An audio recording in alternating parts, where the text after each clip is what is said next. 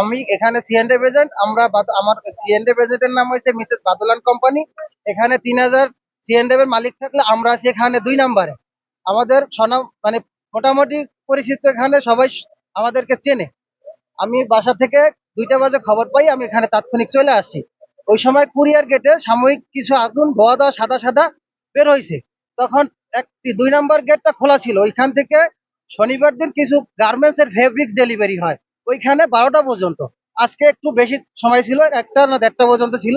ওই সময় কিছু সন্ধান তারা পাইছে যারা ডিউটিরত ছিল, যে কুরিয়ারে আগুন লাগছে।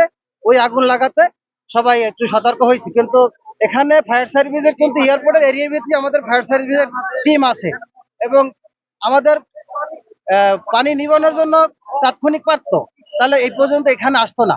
আমাদের ইনপুট আছে মিনিমাম 100 থেকে 150। আমাদের যেমন কয়েকটা ফার্মাসিউটিক্যালের নাম বলি, যেমন এরিস্টা ফার্মা, রেডিয়ান, এসপায়ার, এস ভ্যাক্সিমকো, তারপর এসএমসি, তারপরে এরিস্টা, আরো অনেক নোভাটিস, যেগুলো দামি দামি প্রোডাক্ট। এগুলো আমাদের পণ্য ছিল ফিনিশ মেডিসিন, যেগুলা আমরা সরাসরি সেবন করতে পারি, এবং ফার্মাসিউটিক্যাল র মেটেরিয়াল, যেগুলো দিয়ে ঔষধ তৈরি করা হয়, এবং স্পেয়ার পার্টস, এবং ফ্যাকো মেশিন, এমআরই মেশিন, এবং লেন্স, আমাদের যে লেন্স বসানো হয় চোখে, এই প্রোডাক্টগুলো আমাদের এদিকে ছিল।